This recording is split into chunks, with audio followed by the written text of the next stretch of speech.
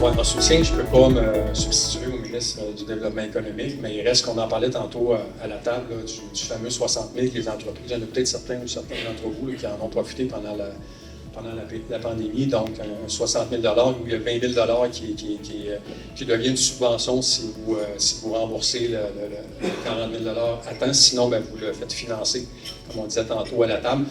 Les statistiques devraient être assez bonnes de M. Foran. Les fiscalistes me disent que 70% des entreprises qui ont les sommes en banque pour rembourser le 40 000, il y en a 30% en haut. C'est un petit peu plus compliqué, mais on fait des pressions du côté du fédéral pour s'assurer de donner peut-être une marge de manœuvre additionnelle en termes de temps là, pour le rembourser. C'est certain que pour les PME, ça a été compliqué. On va se le dire, il y en a plusieurs d'entre vous qui sont venus me voir pendant la pandémie, quand on a dû fermer les entreprises pendant 12, 16, 18 mois. C'était up and down, on ouvrait, on fermait, on ouvrait, fermait. Puis, on vous dit, si j'avais été encore dans mon ancienne vie entrepreneur, je l'aurais peut-être broyé de choc avec pour certains parce que c'était vraiment pas simple.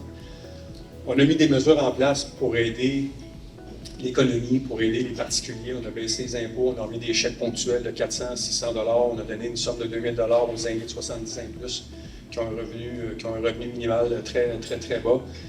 Quel sera le défi pour je parlais tantôt à une table au fond là-bas, pour ce qui est d'innovation, d'automatisation, on met des sommes en place pour être capable d'épauler ces entreprises.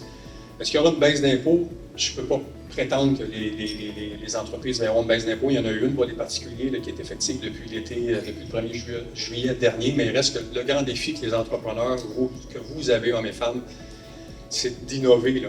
Parce que la pénurie de main-d'œuvre, je ne sais pas si tu avais une question là-dessus, mais la pénurie de main-d'œuvre, je sais que François, on fait quoi? Le système d'éducation est là, notre cégep est là, mais il reste que ça va être tough. Il reste que ça va être tough encore, pas juste pour les 2 prochaines années, ça va être tough pour 5 à 10 ans encore. Donc, innover, ça veut dire quoi? Robotisation, automatisation, je donnais l'exemple d'Amazon. Rentrer chez Amazon, comme chez Robert Transport, il y a plus de robots dans l'usine que d'hommes et de femmes. On est rendu là. On est rendu là. Vous n'avez pas le choix, on n'a pas le choix d'innover. C'est là que le ministère de l'Économie lève la main des parties prenantes pour vous permettre de faire ce step additionnel parce que je ne veux pas être pessimiste, mais ça ne sera pas simple. Ça ne sera pas simple pour tous les secteurs de métier. J'ai de la misère à trouver des agents correctionnels dans mes centres de détention. Vous avez de la misère à trouver du monde partout dans vos secteurs d'emploi. C'est compliqué. C'est compliqué, donc il faut innover, sortir de la boîte. Sortir de la boîte pour être capable de garder notre monde. Que ce soit le modèle hybride, on parlait tantôt du travail, une journée à la maison, 4 jours au travail ou vice-versa, peu importe, c'est des défis comme entrepreneur que vous avez. Vous devez être sharp vous devez être sharp pour vous adapter avec vos employés parce que sinon, ils font quoi? Ben, que je ne marche plus, ils m'en vont ailleurs. C'est simple que ça. C'est simple que ça, donc il faut... Oui, bien, Granby Industriel travaille sur beaucoup de projets. La Ville travaille sur beaucoup de projets. Puis je le disais tantôt à la table de M. Dandonneau et d'Yvan du Cégep, on ne mesure pas, là je prends plus mon temps là, parce qu'on a le temps, là, on ne mesure pas, puis vous ne mesurez pas jusqu'à quel point ce qu'on fait aujourd'hui, depuis 6 mois, puis même 1 an, jusqu'à quel point le Québec va tirer un avantage économique indéniable. C'est aussi fort pour moi, puis le premier ministre l'a mentionné bien humblement, aussi fort que les barrages de Bourassa, voilà 50, 60 ans. On se place, là, on se bat, là, Volta, là, il y avait 6 États et provinces qui se battaient pour avoir Volta. Principalement les Américains, qui étaient prêts, là, le chéquier, on le signe où en bas. On a gagné parce qu'on avait l'usine, on a gagné parce qu'on avait de l'énergie renouvelable aussi. C'était ça l'affaire. C'était ça le ballpoint qui était intéressant. Là. Ceux qui étaient présents, vous n'avez pas vu, là, vous auriez dû voir la délégation de Sud-Coréens qui nous attendait Julie, quand on a fait le point de presse, c'était, écoute, j'en ai des frissons juste à en parler, puis je n'étais pas à celle de Nordvolt.